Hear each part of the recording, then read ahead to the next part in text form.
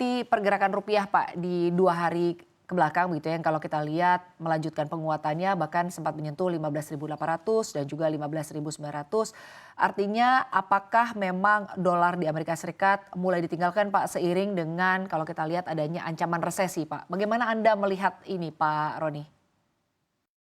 Ya, jadi kami dari pasar melihatnya bahwa pergerakan dolar itu sebenarnya sudah dimulai dari, minggu kemarin ya, pada saat, sekitar, minggu terakhir di bulan Juli. Tetapi impact-nya belum kelihatan di dolar rupiah. Kenapa? Karena, kita masih melihat banyak, pembelian dolar di, biasanya sekitar akhir bulan gitu.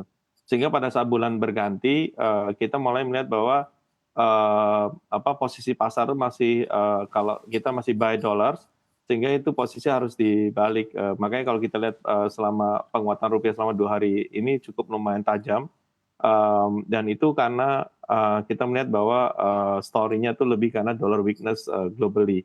Dan ditambah, rupiah aset kita yang masih, cukup menarik secara return dan kepemilikan asing yang masih sangat rendah sekarang ini, ya. Baik, lalu Anda sendiri melihatnya apakah penguatan dari rupiah ini Pak artinya masih akan terus berlanjut sampai dengan pekan depan atau penguatan ini hanya bersifat sementara saja? Bagaimana Anda melihat ini? Betul, jadi secara teknikal kami melihat bahwa, 15.880 itu merupakan, sekitar level 200, DMA ya, Daily Moving Average, di mana itu kalau, biasanya pasar itu jika terjadi pembalikan tren itu harus, bertransaksi di bawah, level 200 DMA. Itu, yang dilihat, banyak, fund-fund manager, algoritma itu melihat level itu. Sehingga kalau kita melihat bahwa kalau terjadi penguatan rupiah sampai di bawah, 850 atau itu, saya cukup yakin bahwa, akan terjadi, inflow asing masuk ke ekonomi kita. Itulah satu level yang mungkin sekarang pasar melihat. Yang kedua yang perlu dilihat adalah, mengenai, US Treasury.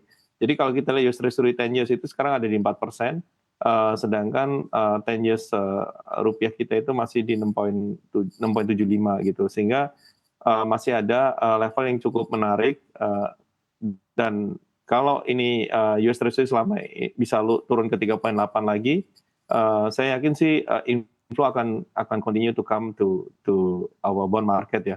Mengingat bond market kita year to date itu ada outflow sekitar 25 triliun, sehingga kalau ini ada pembalikan at least 25 triliun itu balik, dan mungkin malah ada pemindahan shifting dari SRBI yang sekarang 280 triliun posisi asing, bisa pindah ke, bond market kita juga. Sehingga, outlook-nya sampai akhir tahun tuh cukup bagus karena ada, narasi yang berbeda di, pasar global terutama dari Amerika sendiri.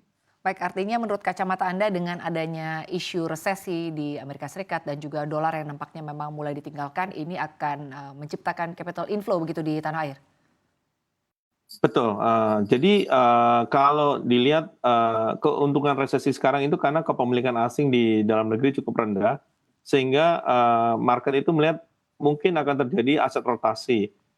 Jadi aset rotasinya dari mana ke mana? Yang pertama itu dari, small cap and mid cap, dari big cap ke small cap and mid cap ya, itu yang pertama udah yang pasti kejadian. Terus yang kedua juga mungkin rotasi dari developed market ke emerging market. Nah, dalam hal ini Indonesia kan termasuk emerging market, jadi kita akan beneficiary on that.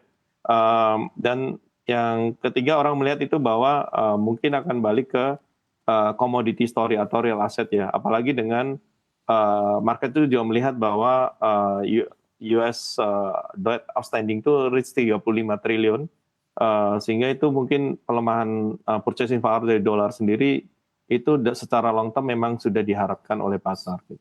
Baik, lalu mengamati isu yang di pekan ini tengah memanas, artinya ada isu bahwa Amerika Serikat ini akan jatuh ke jurang resesi seiring dengan kalau kita lihat rilis dari data ekonomi di Amerika Serikat. Artinya apakah Anda cukup yakin dengan ekspektasi pasar atau mungkin prediksi pasar terkait dengan Amerika Serikat ini memang benar-benar berada di situasi resesi?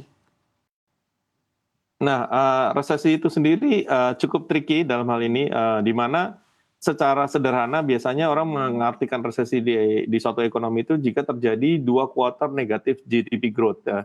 Di mana kalau kita sekarang lihat GDP growth US yang terakhir itu masih positif 2 point something ya. Jadi, untuk menjadi negatif itu mungkin butuh something yang berbeda. Nah, tapi kenapa pasar itu melihat bahwa resesi di Amerika itu cukup dekat?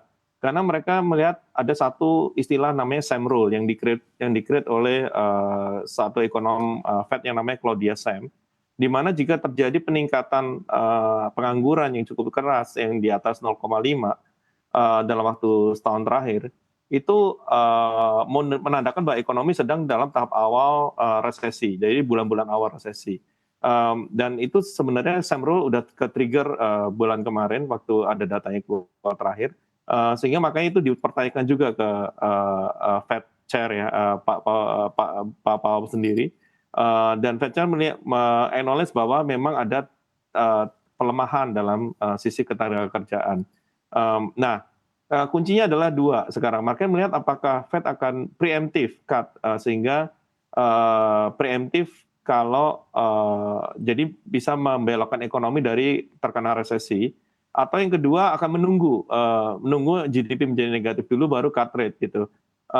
Dan kalau kita lihat market pricing sekarang, kelihatannya market itu mengharapkan ada preemptive cut gitu. Bahkan kemarin sempat ada pembicaraan emergency rate cut ya.